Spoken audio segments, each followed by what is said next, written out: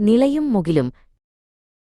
നിള, ഒരു കൊച്ചു പെൺകുട്ടി, തന്റെ വീടിന്റെ ഉമ്മറപ്പടിയിൽ ഇരുന്നു ആകാശത്തേക്ക് നോക്കി. അവൾക്ക് മേഘങ്ങളെ കാണുന്നത് വലിയ ഇഷ്ടമായിരുന്നു. ഓരോ മേഘത്തിനും ഓരോ കഥ പറയാനുണ്ടെന്ന് അവൾ വിശ്വസിച്ചു. ഒരു ദിവസം ഒരു പ്രത്യേക മുകിൽ അവളുടെ ശ്രദ്ധ ആകർഷിച്ചു. മറ്റുള്ള മേഘങ്ങളെപ്പോലെ വേഗത്തിൽ ഓടിപ്പോകാതെ അവൻ അവളുടെ വീടിനു മുകളിൽ ഒരു നിമിഷം തങ്ങിനിന്നു. അവനൊരു വെളുത്ത കുതിരയുടെ രൂപമായിരുന്നു. നിള അവനോട് മനസ്സിൽ സംസാരിച്ചു. "നിങ്ങൾ എത്ര സുന്ദരനാണ്," അവൾ ചിന്തിച്ചു.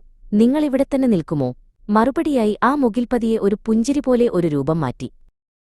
ദിവസങ്ങൾ ആഴ്ചകളായി, ആഴ്ചകൾ മാസങ്ങളായി. എല്ലാ ദിവസവും നിള ആ മുകിലിനെ കാണാൻ കാത്തിരുന്നു. അവൻ പല രൂപങ്ങളിൽ വന്നു.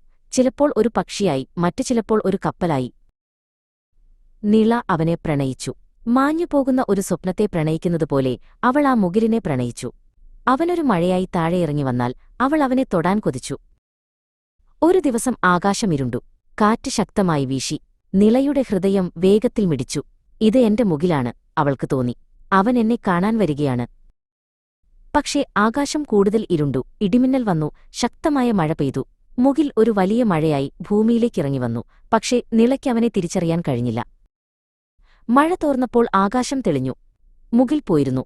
അവനൊരു മഴയായി താഴെയിറങ്ങി, പിന്നീട് നീരാവിയായി തിരികെ പോയി, ഒരു യാത്ര പോലും പറയാതെ. നിളയുടെ ഹൃദയത്തിൽ ഒരു ശൂന്യത അനുഭവപ്പെട്ടു. അവൾക്കറിയാമായിരുന്നു മുകിലുകൾ മാഞ്ഞുപോകുമെന്ന്. എന്നിട്ടും ആ വേദന അവളെ വല്ലാതെ വേദനിപ്പിച്ചു. എങ്കിലും അവൾ കാത്തിരുന്നു.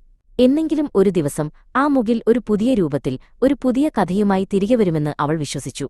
ആ പ്രതീക്ഷ മാത്രം മതിയായിരുന്നു അവൾക്ക് മുന്നോട്ടു പോകാൻ.